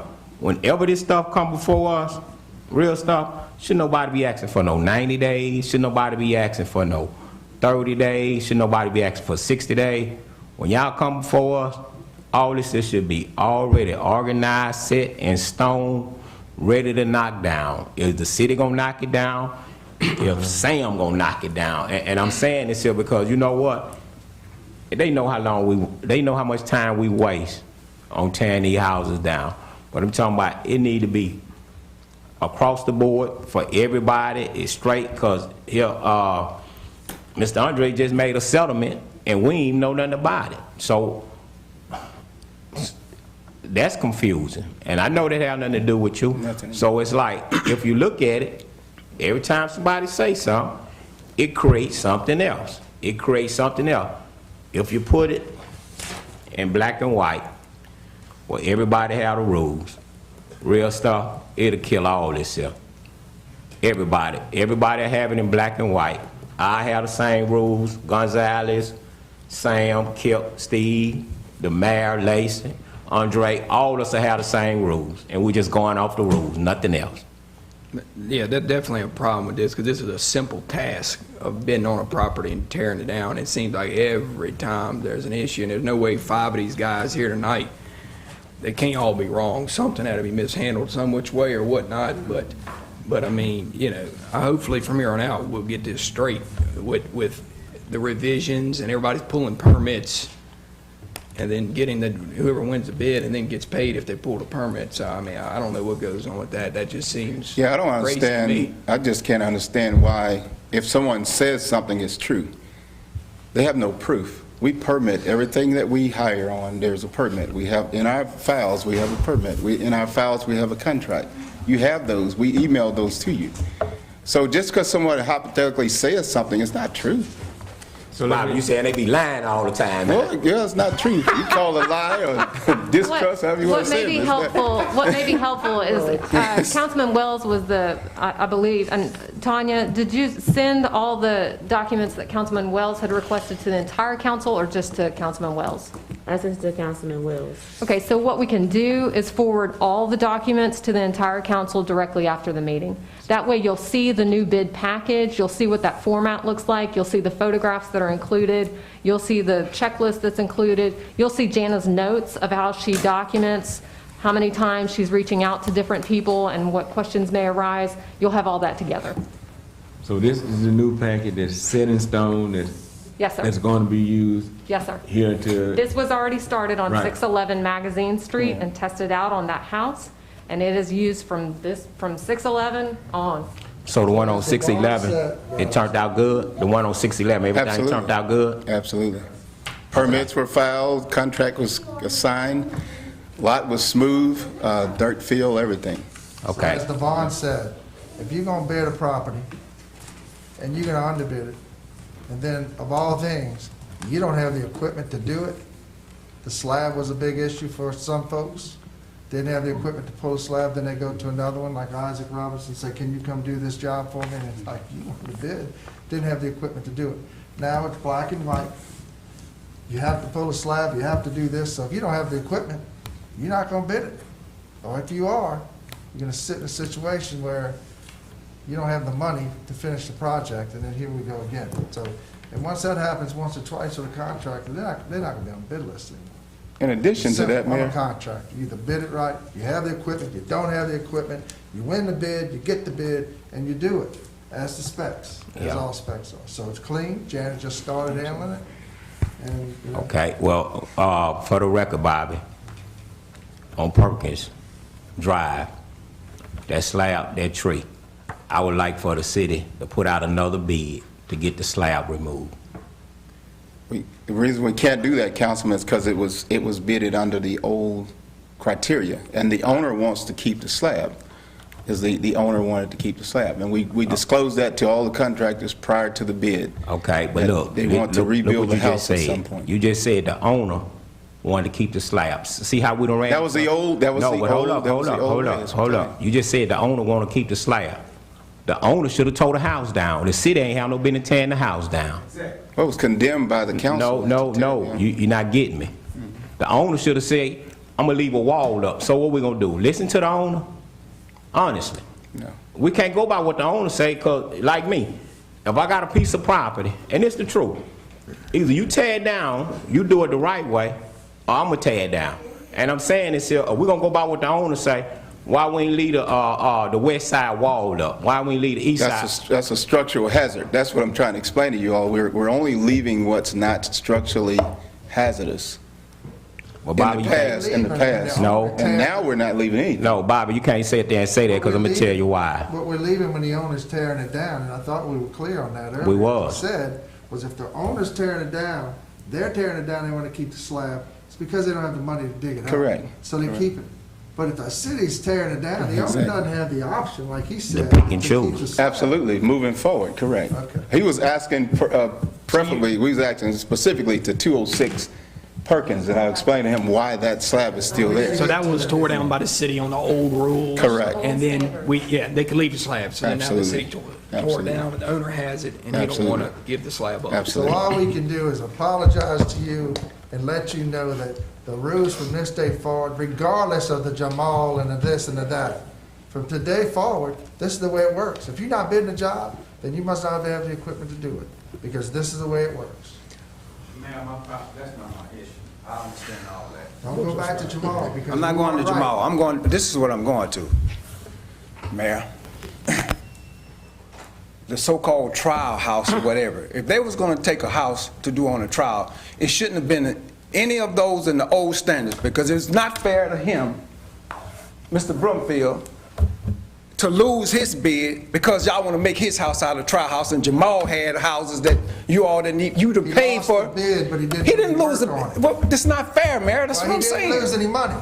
Well, it's not fair though. Jamal still got to go. Jamal won his, but y'all paid him without permits. No. Jamal did a job saying that he was able to do it. He said he didn't. Just trying to get my little piece in right quick. Demetrius Carter, 41225 Dunson Road. I got three things. Demetrius Carter, 41225 Dunson Road, Ponchatoula, Louisiana. I'm here for three reasons. One, first I want to thank you guys because I did have an issue. I brought it before the council. My issue got resolved. All right? With all this house situation, I'm going to be honest with you. I let Bobby and I'm going to say it, Mr. Mayor, Jamal stand up here before y'all the last time and say they piece. And I'm going to tell you, they were not honest about it. I'm going to just tell you to the face. I ain't going to say it behind your back. Look at the document. We can. The houses were bidded on. The houses were pulled. And all of those houses were supposed to be under the new rule. Point blank, period. That's what was supposed to happen. The problem we keep having is we have backdoor deals going on, and it's causing a ruffle, you know? That's as simple as that. If Janet is supposed to be taking care of this, then Bobby shouldn't even have nothing to do with it. But that's not what's happening. You know, he still got his foot in the door, and it's causing a problem. Because none of those houses that he tore down were supposed to be on. You got a videotape right there. It's gonna tell everything if you want to take the time to look at it.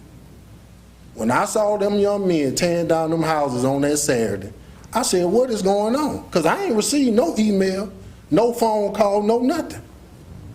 But I see, again, backdoor deal. It ain't have nothing to do with no settlements. That young man ain't spend no money. I'ma just say, he ain't spend no money. He ain't have no permits pulled. He jumped out there on his own, and he messed up.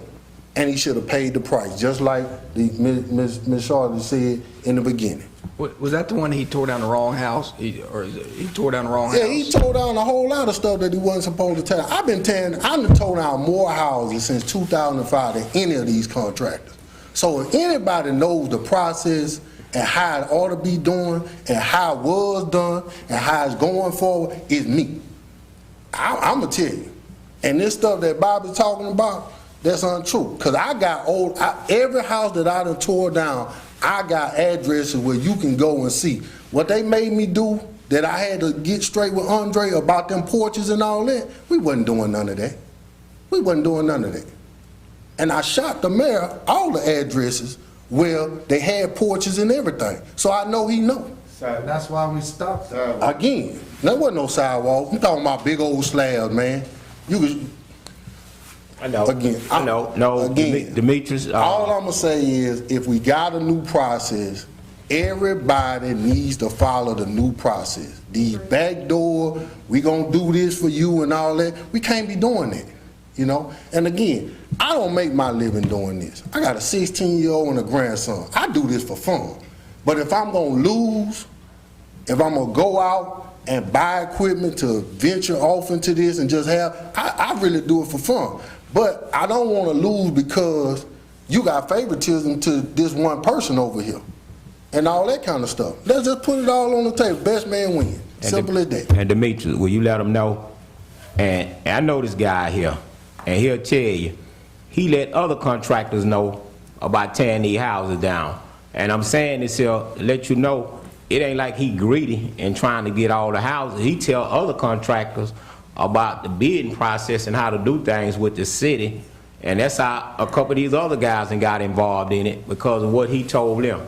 So it ain't all about him. So, and that's why I know myself what type of person he is. The city didn't pull bids from me. I can go back in my record. We had 6 houses one time on the table. City pulled them all back. Said the bids were too high. We had to rebid on them. I lost 3 of those houses out of that 6. So this what he talking about is untrue. I'm just gonna tell you, y'all, Again, roll the camera. And then, Bobby, I'm not really trying to put you on the spot. I got a lot of respect for you, man. I always do, but I always bail you out too. When you done called me on the spot notice, I done bailed you out many times.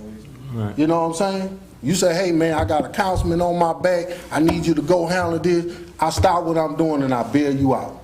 You know what I'm saying? Now, is that fair to the other contractors? I don't know, but you know, in a moment's time, I can come through and handle anything that you got. So no, I'm not. This is the first time I ever even had to do this. But I'm doing it because it's not being done right. These people ain't never met me until we start having these issues. Like I said, I've been doing this since 2005. Nobody in the city of Hammond probably even knew who I was. Young man from Pontotoc, Louisiana, just under the radar doing this thing. So again, if you're gonna do it the right way. That's all. Sorry, man. Yeah, 'cause we gotta move on, man. 'Cause I gotta go eat dinner myself. All right, so we,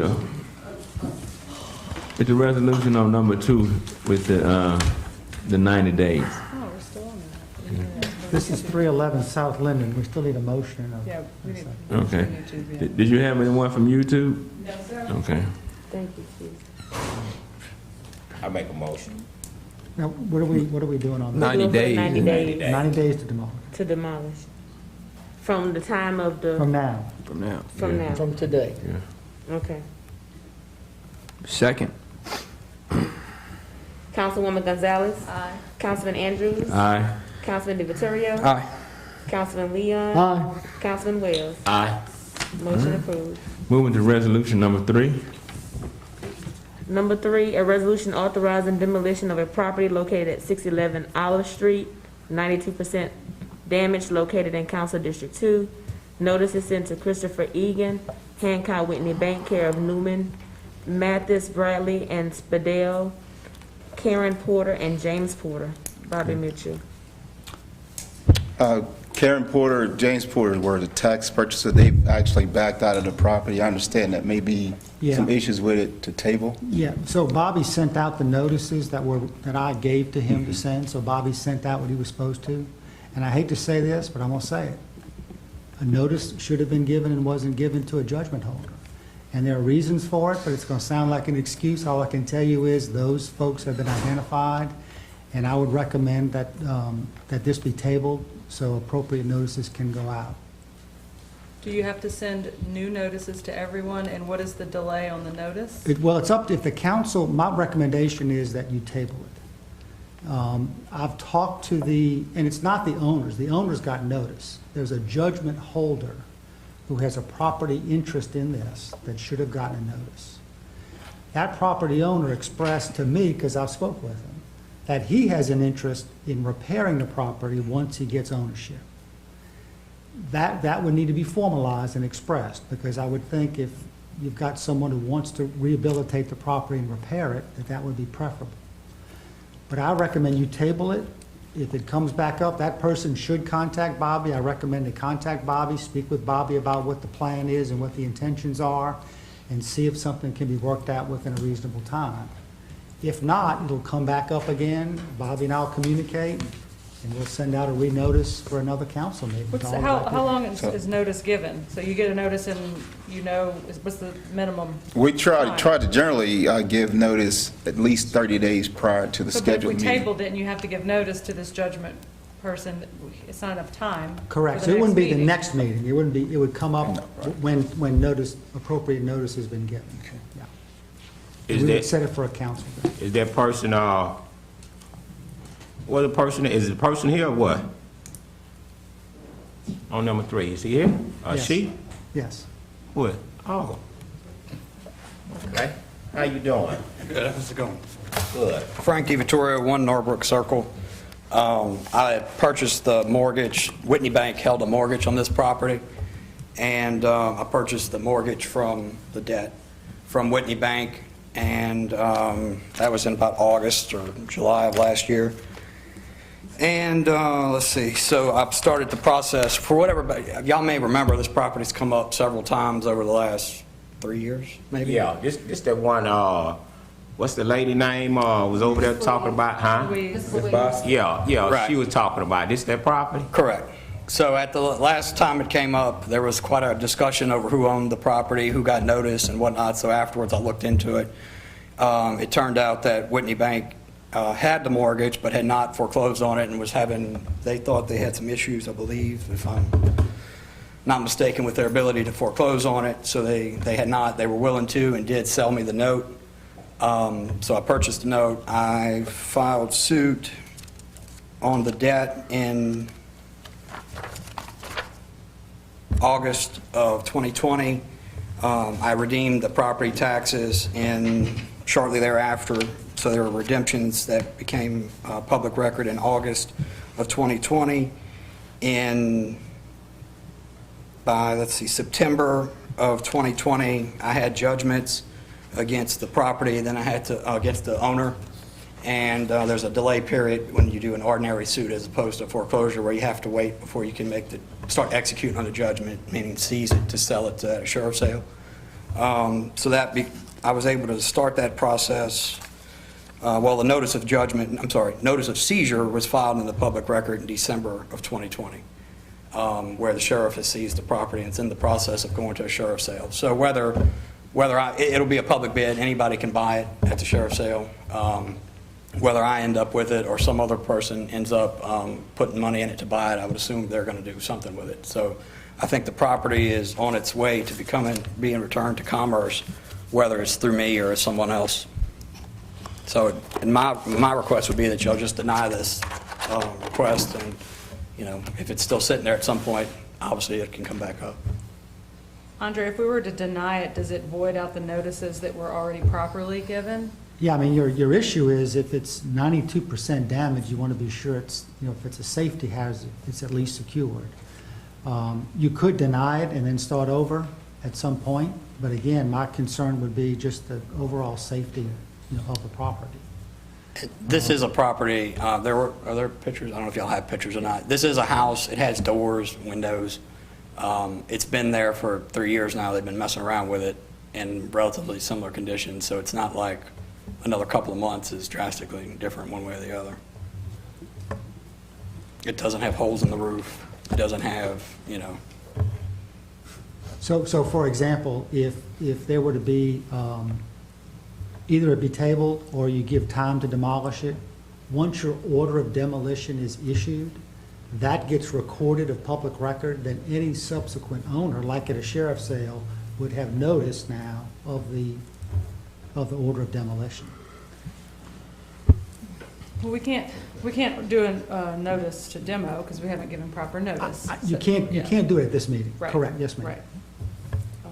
I wouldn't want to vote it down because we do have some pending notices, but certainly it should not come back at the next meeting or maybe even the next meeting because you have to at least give notice and have 30 days.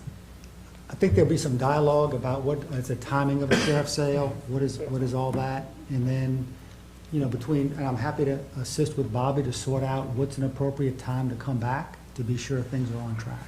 That notices can be given out. Again, all the owners got the notice, it was the judgment holder that didn't get the notice. I would say that, again, this one's my district, so I keep having these interesting ones. It would be my preference that we table it until, Mr. DeVittorio, you either receive notice and/or you tell us, that you all have worked something out, so that it stays on our radar, because once these things go away, we only get them Next every year? 6 months or so, Yeah, there'll be a sheriff's sale probably within the next 30 days to, well, what is today, 30 to 60 days, I would assume. Thank you. Any other public comment? YouTube? Yes, sir. Pleasure of the council. I make a motion to table. Second. Councilwoman Gonzalez? Aye. Councilman Andrews? Aye. Councilman DeVittorio? Abstain. Councilman Leon? Aye. Councilman Wells? Aye. Motion table. So just so that I'm clear, moving forward with this demolition process, everything's gonna be followed with this pilot that you just completed. What street it was, on Magazine Street? Correct. 611. So Magazine. that pilot that took place on 611 Magazine Street, moving forward, that is the concrete process. As mandated by the council. Okay, all right. And so, by saying that, are all of us gonna receive the rules, but we'll know, you know? You should have a spreadsheet, I think the spreadsheet is. Yeah, but it line to change, it might change. No, your You new, have the bid package. Yeah. And so the bid package specifies what needs to be performed at each location. So I will forward, or ask Tanya, since she has all the information and had already sent it to you, to forward to the rest of the council. I'll send it tonight. Correct. Okay. Now, that will change, that could change because there's a checklist in there and it depends on the location. And so if you want to be forwarded the bid package every time there's a demolition, we can do that. Jana can, I'm sure, add you in her notification process. Yeah, Yeah, I like to be a part of it. Yeah, I like to be a part of it too. My concerns a lot of times are the percentages. Seems like sometimes these percentages are more heavy on one property and then the other property. So I know you got a checklist, but it just seems like, I could tell you right now, in my district, there's probably a few of them that are probably 99%, and they ain't on any list. And they got some of them, they got doors and windows and everything else. I mean, that brick house up there, it was a solid brick house. I didn't look at it, but that thing, I hope the whole backside was That's gone what it because, was, because yeah, that picture was complete. I've seen a lot worse than that, and I can't even get it on the list. So we're also looking at structure. Yeah. Yeah, that itemized list, and when we put those numbers in, the automated system percentage. There's one that had a missing roof, burnt down, doors wide open for probably 5 years in a busy area. Everybody just drives right by it and not nothing.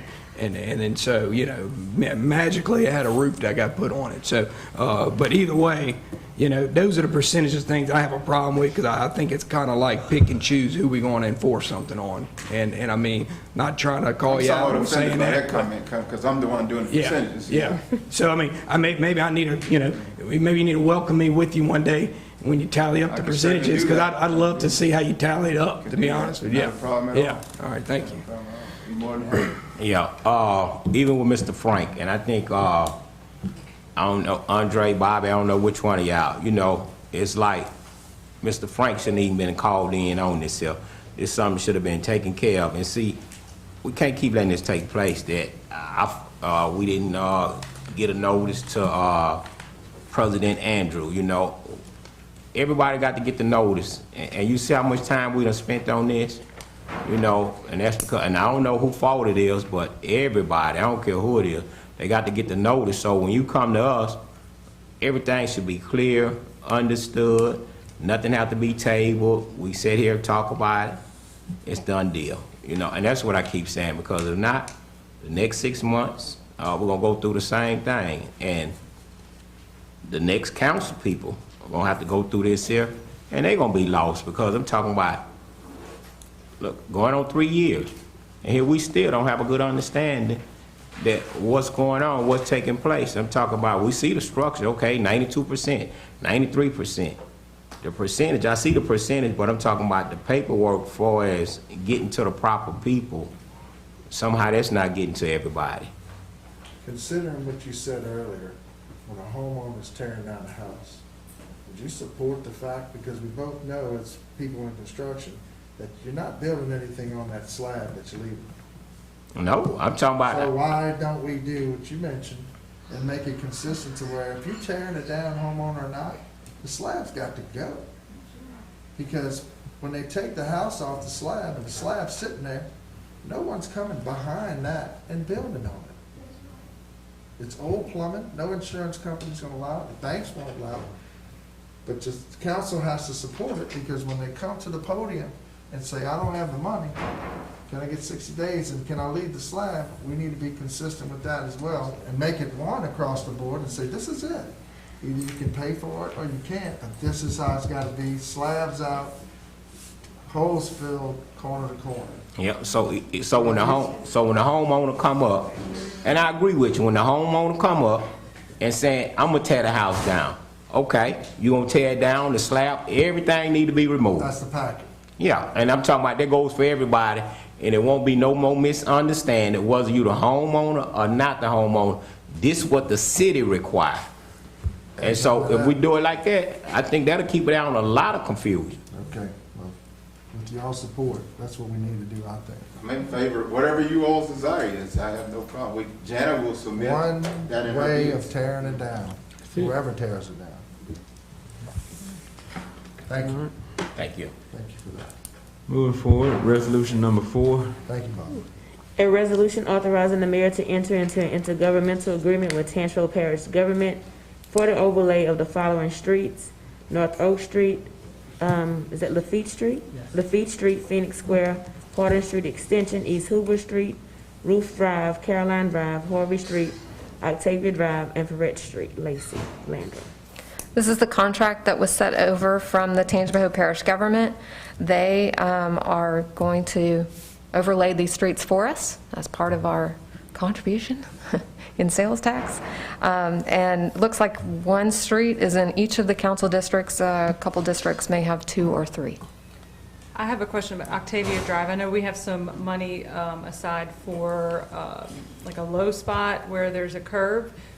So we are doing work on that, the city is. And so that, are we going to overlay this and then have to tear it up? And what is the timeline for these? I should have asked this question previously, I usually do. But I do not have that information in front of me, so I can get that information to you yeah, tomorrow. I'm sorry, I didn't. Usually I send my questions like that ahead of time, but I So kind you of. saying there's some work next to Octavia that we're gonna be doing that we The can entrance- piggyback off of this? So no, the entrance to Octavia, there's a load spot. And so we have money this year, or I guess it's last year, so the project to fix that.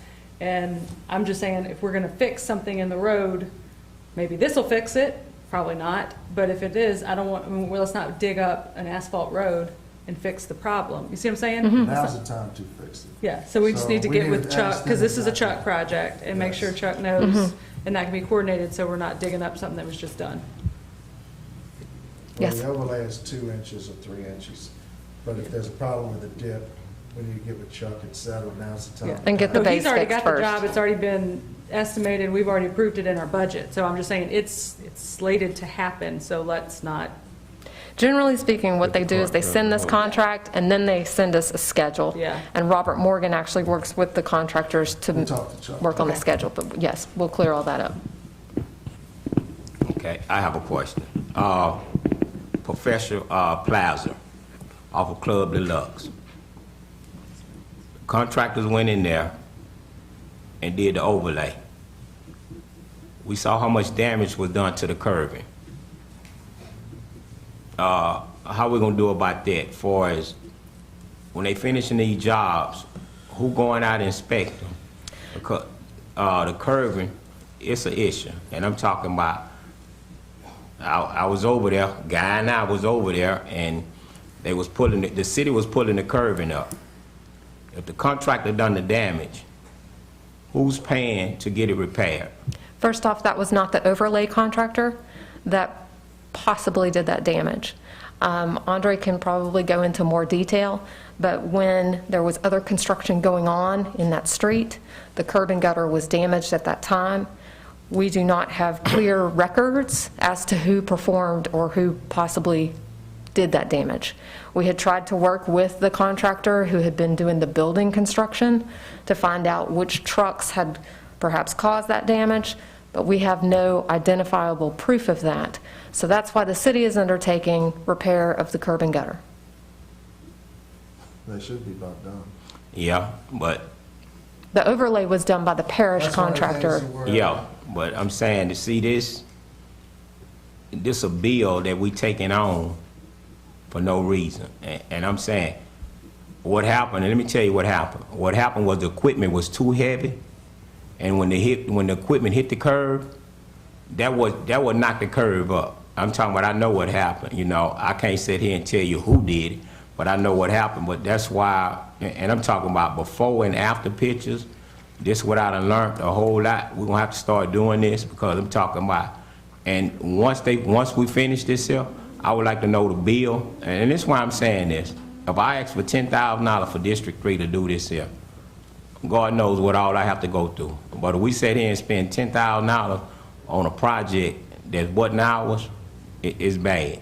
And so now here we're up against, we don't know who did it. We don't know who did it. And, you know, I talked to the owners at the plaza, the doctor, You know, they sent me an email, and I saw the email, and I told it out. And what happened, this still happened right after they did the overlay. And, I don't believe that's the case, but okay. because I'm they not were gonna- working on that damage well before the overlay. The overlay was actually put off further down in the schedule because we were talking with the contractor who had done the building construction to try to find out which delivery trucks had possibly caused the damage. He could not identify the delivery trucks that had caused the damage. We do not have an inspector that is on our building construction projects throughout the city 24 hours. So we can't have proof of saying, this is the truck that rolled through that knocked off that curb and gutter. So that's our dilemma, is that unless we want to hire a whole bunch of Bottom line is, let's inspectors. just stop right there. It's not gonna happen. That's not happening. It's like the underground. When they bore in with these fiber optics, they hit the sewer line, we don't know about it unless we catch them. They hit a water line, we know about it, just like that. Construction's there, when somebody's not there, truck, as you said, rolls over it heavy, whatever they hauling out or hauling in. If we didn't see it happen, we can't force them legally to pay for it, and we just get in there and we have to take care of it. You know, it'd be nice to be able to catch them, for sure. Yeah. But, you know, that's just things that happen. So unfortunately, we're there to make sure that we correct them. And thankful we have a team that can do it with Ace and that crew. But to be clear, that damage was not caused by the overlay contractor who did the street overlay. I talked to Ace today. I think they're about done, if not done today. All right, thank you, They're ma'am. jumping on Jackson Park as soon as this weather comes up. They got the steel plates in. Oh, good. Any public comment? YouTube? Pleasure of the council. Make a motion to approve. Second. Councilwoman Gonzalez. Aye. Councilman Andrews. Aye. Councilman DeViterio. Aye. Councilman Leon. Aye. Councilman Wells. Aye. Motion approved. Item number, resolution number 5 on the agenda. A resolution one supporting the submission of a $51,750 application to the Assistance to Firefighter Grant Program to purchase communication equipment for the Hammond Fire Department, and two, supporting a cash match of $6,750 from the Hammond Fire Department. Charles Broach. Good evening. Good evening. So I'll try to make this simple. We talked with Chief Folks, and what he's looking to do is protect his firefighters' hearing. When they're operating the apparatuses, when they're traveling in the apparatuses, the fire trucks, they generate a lot of noise. The funding here would provide wireless headsets for the firefighters to wear, which would both protect their hearing and improve their ability to communicate with one another and other first responders.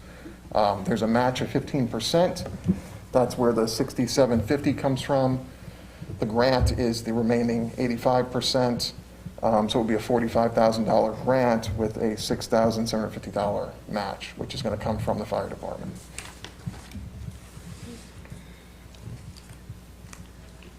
Anyone from the public on this matter? YouTube? The pleasure of the council. Motion to approve? Second. Councilwoman Gonzalez. Aye. Councilman Andrews. Aye. Councilman DeViterio. Aye. Councilman Leon. Aye. Councilman Wells. Aye. Thank you very much. Thanks, Charles. Final adoption of ordinance, none. Introduction of ordinance, we set for public hearing, none. I just have one question before we move to adjourn. Is it possible, Lacey, when you begin to set interviews for the positions that are open, if we could sit in on those?